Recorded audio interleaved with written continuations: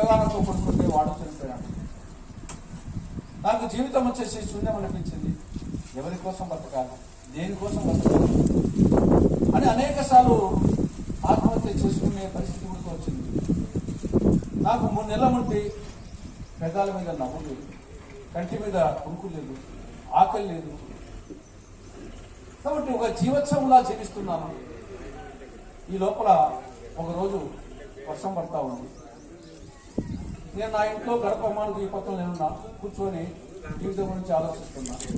ఈ లోపల గడపమానికి అవతల ఒక చిన్న కుక్క పిల్ల ఆ వానకు తెలిసి వణుకుతా ఉంది.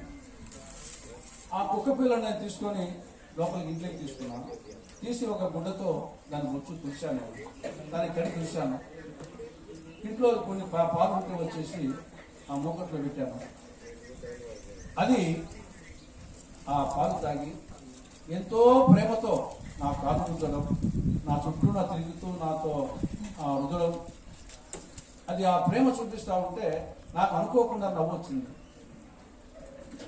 ఒక చిన్న జీవికి కేవలం వచ్చేసి దాని తడిని ఉడిచి పొడిపొడిపట్టుతో తుచ్చిన దానికి, చిన్న పాలు పోసిన దానికి ఇంత అభిమానము ఆప్యాయత చూపిస్తూ ఉంది ఒక కుక్క పిల్ల.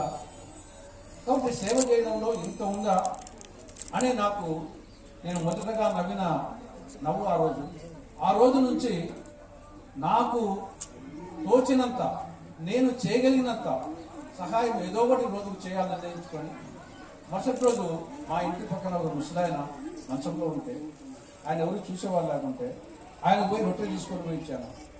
ఆయన రొట్టె తిని ఆ దోశ తిని ఆయన ఎంతో సంతోషపడ్డాడు. ఆయన ముఖంలో ఆ సంతోషం చూసిన తర్వాత నాకు అమితమైన ఆనందం జరిగింది.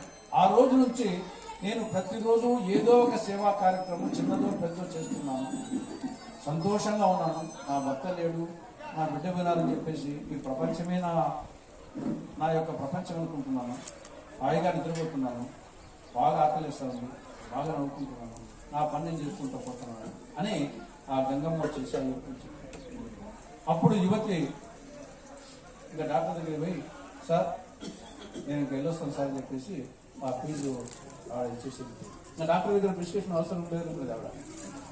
నేను ఆ రోజు నుంచి ఆవిడ కూడా, ఈవిడన్న చిన్న ఆవిడ, బీద ఆవిడ, తనకు సహాయం చేస్తా ఉంది. ఆవిడ గొప్పింటి బిడ్డ, నేను ఎక్కువ మంది సహాయం చేయొచ్చు. కాబట్టి ఆ రోజు నుంచి ఆవిడ